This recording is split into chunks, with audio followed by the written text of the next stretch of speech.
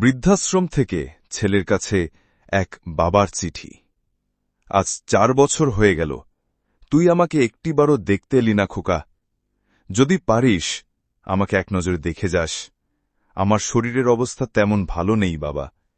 ছোটবেলায় তুই একবার ইলিশ মাছ খেতে চেয়েছিলি, আমার সামর্থ্য ছিল না, তাই তোকে কিনে দিতে পারিনি।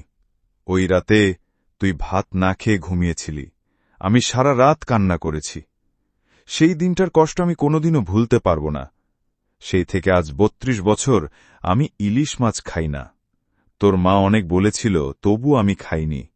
জানিস খোকা, ইলিশ মাছ কিন্তু আমারও খুব পছন্দের ছিল। কত 6 দিন ধরে আমার জবান বন্ধ হয়ে গেছে। আজ 4-5 দিন ধরে শুধু পানি খেয়ে আছি, অন্য কিছু খেলেই বমি হচ্ছে।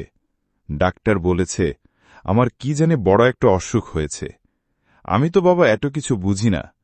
শুনলাম কয়েকদিন ঠিক মতো খাওয়া দাওয়া হয় নাই, তাই এমনটা হয়েছে। আমি নাকি আর দুনিয়ার গল্প কয়েকদিনের মেহমান। গতকাল কয়েকজন স্বেচ্ছাসেবী ছেলেমেয়েরা আমাদের বৃদ্ধাশ্রমের সবাইকে দেখতে এসেছে। সেখানে একজন ছেলে আমাকে দেখে আর আমি বেশিদিন বাঁচব না শুনে আমার প্রতি তার খুব মায়া হয়। সে আমাকে বলেছিল, চাচা, আমি আপনার সন্তানের মতো। আপনার কি লাগবে আমাকে বলুন, আপনার জাল লাগবে আমি কিনে দিব। আমাকে বলুন, আপনার মৃত্যুর আগে শেষ ইচ্ছাটুকু আমাকে পূরণ করে সুযোগ দেন চাচা। তখন আমি তার কাছে বলেছিলাম, বাবা, আমার একটা অনুরোধ রাখবে? সে বলল, চাচা বলুন। তখন তাকে বলেছিলাম একটা বড় ইলিশ মাছ কিনে দেবে, সাথে আমাকে 3000 টাকা দিবে। সে বলল, অবশ্যই কিনে দেব চাচা, কি বলেন আপনি? এর থেকেও বেশি কিছু চাইলে কিনে দিতাম। তবে একটা সত্যি কথা বলবেন চাচা, একটা বড় ইলিশ মাছ আর 3000 টাকা দিয়ে কি করবেন? আসলে ছোটবেলার সেই কষ্ট আজও মনের ভেতর লুকিয়ে আছে। খুব ইচ্ছে করে মৃত্যুর আগে আমার চোখের সামনে আমার খোকা বড় ইলিশ মাছ দিয়ে ভাত খাবে, আর আমি তা মন ভরে দেখতাম, তাহলে আমার আত্মা উপরে গেলেও শান্তি পেত। আর 3000 টাকা খোকার হাতে দিব। শুনেছি আমার খোকা নাকি অনেক বড় অফিসার, তার 10 মিনিটের মূল্য নাকি 2 থেকে 3000 টাকা। অবশ্যই কথাটা আমার খোকার বই বলেছিল আমাকে।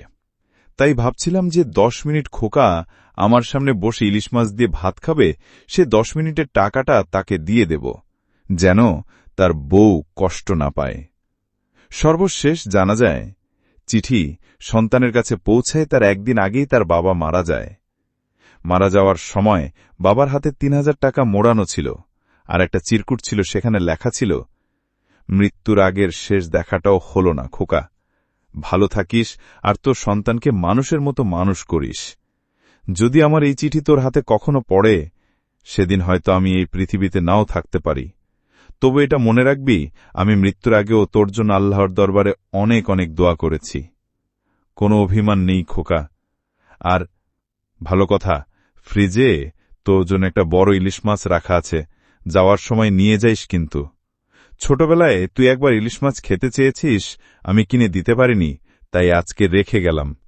পারলে ছোটবেলায় দুঃখ দেওয়ার জন্য মাফ করে দিস খোকা। অনেক বেশি মিস করছি খোকা, তোকে আর তোর মাকেও।